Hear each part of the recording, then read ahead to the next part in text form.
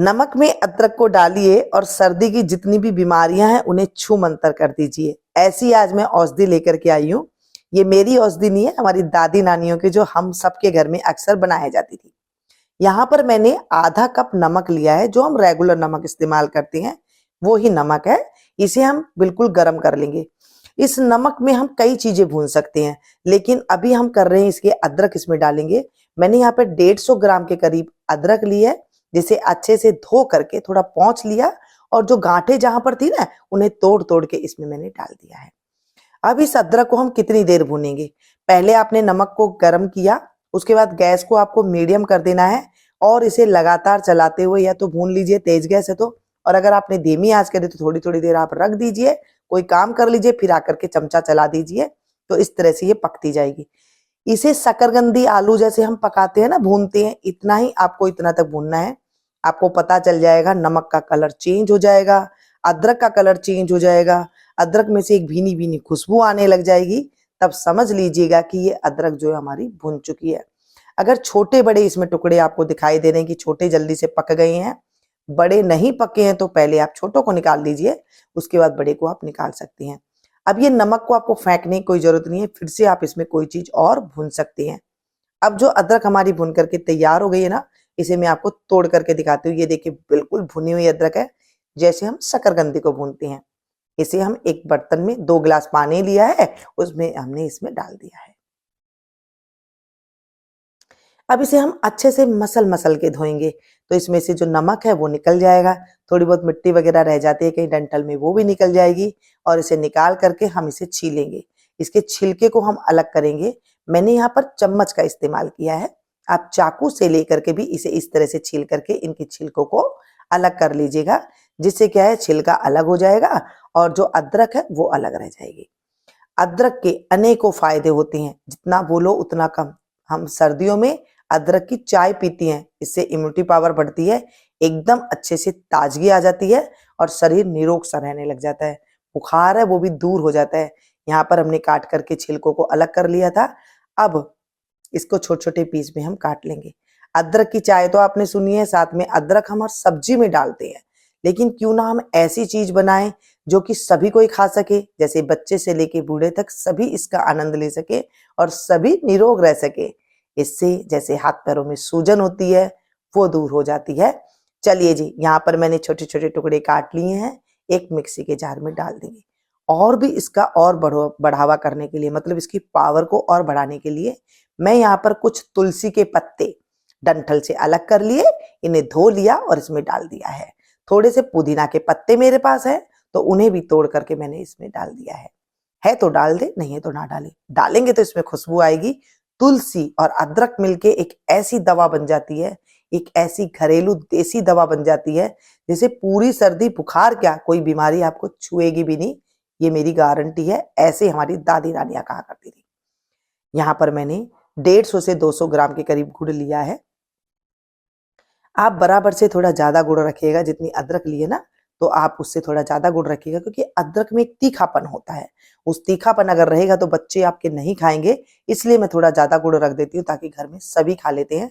और इसे आप मेज पर बाहर खुले में रख देंगे ना, आप देखेंगे महीने में एकदम छू हो जाएगी। और जो बड़ी कड़ाके की सर्दी आती है, बस महीने के लिए आप बना करके रख देंगे तो बहुत अच्छा बात है। मतलब पूरी आपको सर्दी में और कुछ बनाने की आपको जरूरत नहीं पड़ेगी।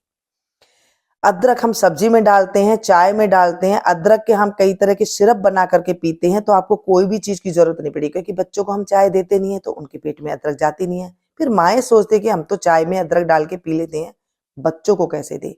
कईयों के पेट में गर्मी इतनी होती है कि वो चाय मतलब सूट ही नहीं होती है उन्हें, तो कैसे दें? आप इस तरह से दे सकते हैं। मैंने इन्हें रखा एकदम धीमी आंच पर, और इसे चलाते हुए इसे हम पिघलाएंगे, एकदम इसे गाढ़ा बना लेंगे। जितना आपको दिखाई दे रहा है, इससे आधी क्वांटिटी हो जाएगी, मतलब चाशनी जैसा हो जाएगा। तब आप समझ जाइएगा बन करके ये तैयार है। लेकिन चाशनी ज्यादा थिक नहीं कीजिएगा, इसे चलाते हुए आपको ये पता लगना चाहिए कि जब ये जमने लग जाए तब तक हमें इसे पकाना है। रंग आप देख रहे हैं एकदम हरा भरा आया है। आप इसे अगर पुदीना ज्यादा मैंने थोड़ा डाला है ना, पुदीना नहीं डालेंगे तो इसका रंग आएगा पीला, क्योंकि कई बार ऐसे होता है कि आपको लगेगा कि इनका तो हरा कलर आया है, हमारा पीला कलर आया है, तो वो पुदीना की वजह से आ गया है। अब इसमें से आप कोई भी चीज कम ज्यादा भी कर सकते हैं, जैसे तुलसी की पत्ती कम है तो कम डाल दीजिए, और पुदीना नहीं है तो नहीं डाल सकती हैं, कम है तो कम डाल दीजिए। मतलब ऐसे नहीं है कि आपको ये तीनों चीजें डालनी है। अब इसकी और इम्यूनिटी पावर बढ़ाने के लिए मैंने 1 चम्मच चाय का यहाँ पर हल्दी का पाउडर डाला है। ठीक है, हल्दी, अदरक अगर मिल जाती है तो, अगर जोड़ों में कहीं दर्द है या फिर कहीं कट फट जाता है, खून वगैरह निकलता है, तो उसके लिए भी बहुत अच्छा काम करती है। 1 चम्मच के करीब मैंने अजवाइन ली है, छोटी चम्मच, वो डाला है। काला नमक डाला है, इससे इसका फ्लेवर बहुत बढ़िया आता है। काला नमक नहीं है कोई बात नहीं, आप इसमें सेंधा नमक का भी प्रयोग कर सकते हैं।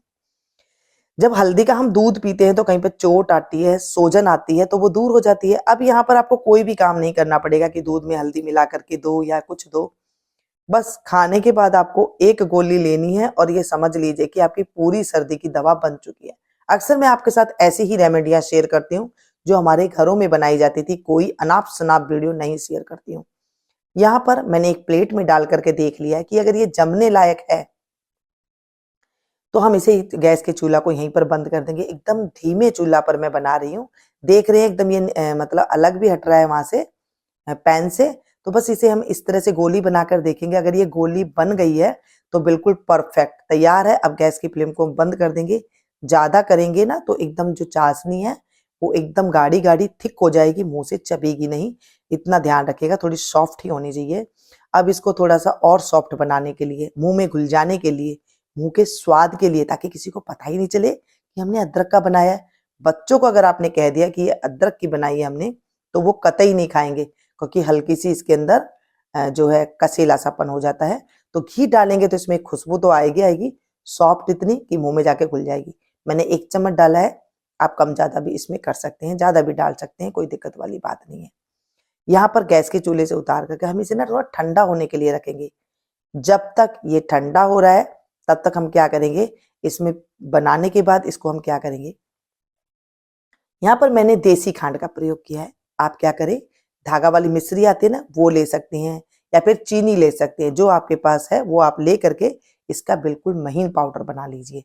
हम बिल्कुल बाजार जैसी गोली बनाएंगे आज, जिसे खाना खाने के बाद अगर आप एक मुंह में ले लेते हैं, आपकी गैस की समस्या जो होती है वो दूर हो जाती है। देखिए हल्का सा गुनगुना है, और इसकी गोली अगर आप इस तरह से बनाएंगे तो आराम से ये बन जा रही है। आपके हाथ में शुरू शुरू में लग रहा है कि चिपक रहा है, हल्का सा घी लगा लीजिए, बस 1 बूंद ड्रॉप लगा करके आप इस तरह से छोटी छोटी गोलियों को बनाइए। आपको छोटे बच्चे हैं आप इतने बना लीजिए, बड़े हैं तो आप थोड़ी बड़ी बना लीजिए, आपको जैसे पसंद है ना ऐसे बना सकते हैं। और बस तुरंत ही आप इसे इस तरह से लपेटिए चीनी में, जो आपने बनाई है, इसका पाउडर बनाया है ना मिश्री का, चीनी का, बस इस तरह से लपेट करके एक प्लेट में रखती जाइए तुरंत। एक बात और है, अगर आपका ये बनाते बनाते ठंडा हो जाए और थोड़े आपको लग रहा है कि ये टाइट हो गया है, तो क्या करें, थोड़ा सा गैस की धीमी आंच पर रखिए 1 सेकंड के लिए, फिर ये नीचे से सॉफ्ट हो जाएगा। फिर से आप इस तरह से गोलियां बना बना करके, इस तरह से बना करके तैयार कर दीजिए। ये गोलियां बहुत पावरफुल है, बच्चे मीठे के रूप में, टॉफी के रूप में खा लेंगे। हल्की सी इसमें से खराश जैसी आती है, जैसे हल्का सा कसीला सा आता है। जब आप गुड़ चीनी इस तरह से लपेट देते हैं, बच्चों को पता ही नहीं चलेगा और वो खाने के आदी हो जाएंगे। तोड़ करके दिखाऊं, मुंह में घुल जाने वाली है। देखिए कोई ज्यादा टाइट एकदम नहीं बनी है कि आपको दांतों से तोड़ना पड़े। ये रेमेडी आपको क्या क्या काम करेगी, ये रेमेडी आपके अगर पेट फूला फूला रहता है, गैस की कोई प्रॉब्लम है, आपके जॉइंट में कहीं पर दर्द है, सर्दी जुकाम जल्दी से लग जाती है, खांसी भयंकर से भयंकर हो जाती है, कोई भी खांसी हो जाए, उसमें इतनी पावरफुल दवा है, हम ये भूल चुके हैं। हमारे घरों में अक्सर ये चीजें बनाई जाती थी। जैसे सर्दी का 1 महीने का मौसम तेज आती है, तभी ये बना करके रख देते थे मेज के ऊपर, और बच्चे आते जाते इसे चट कर जाते थे। बच्चे क्या बड़े भी इसे खाएं, कोई भी प्रॉब्लम नहीं होगी। पूरी सर्दी आपको ये फिट रखेगी, ना कोई और चीज खाने की आपको जरूरत पड़ेगी। ये थी आज की बहुत ही महत्वपूर्ण रेसिपी, रेमेडी।